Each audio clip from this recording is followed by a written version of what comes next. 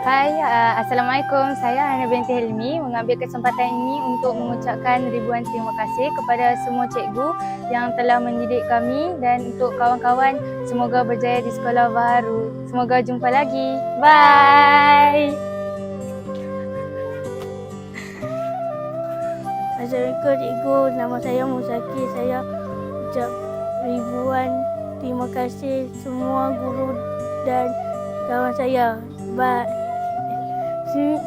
Tinggal lupa nak apa.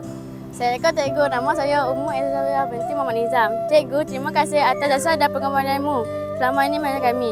Kami minta halal segala ilmu yang diberi serta segala salah silap. Dimaafkan, semoga cikgu tetap semangat mengajar ke hadapannya.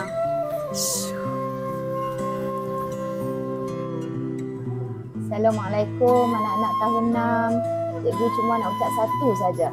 Hidup ini keras. Jaga diri dan jaga diri. Bulat semua.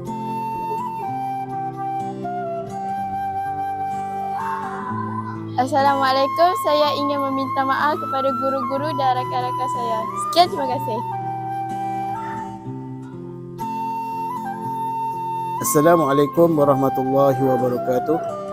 Untuk murid-murid tahun 6, Ustaz ucapkan syabas dan tahniah kerana kamu telah berjaya menamatkan pengajian kamu di peringkat sekolah rendah, dan Ustaz harap kamu boleh meneruskan pengajian di peringkat menengah dan seterusnya ke peringkat universiti. Sekian. Terima kasih. Assalamualaikum warahmatullahi wabarakatuh. Buat murid-murid tahun 6, kita ucapkan semoga kamu maju jaya di mana saja kamu berada, dan jangan lupa cikgu-cikgu ataupun ustaz kat sini, dan taat kepada kedua ibu dan bapa. Sekian, terima kasih. Assalamualaikum warahmatullahi wabarakatuh. Buat anak-anak cikgu pemata di tengah sawah tahun 6 yang sangat cikgu kasihi. Selamat berada di sekolah baru. Selamat menyambungkan pelajaran kamu di peringkat yang lebih baik.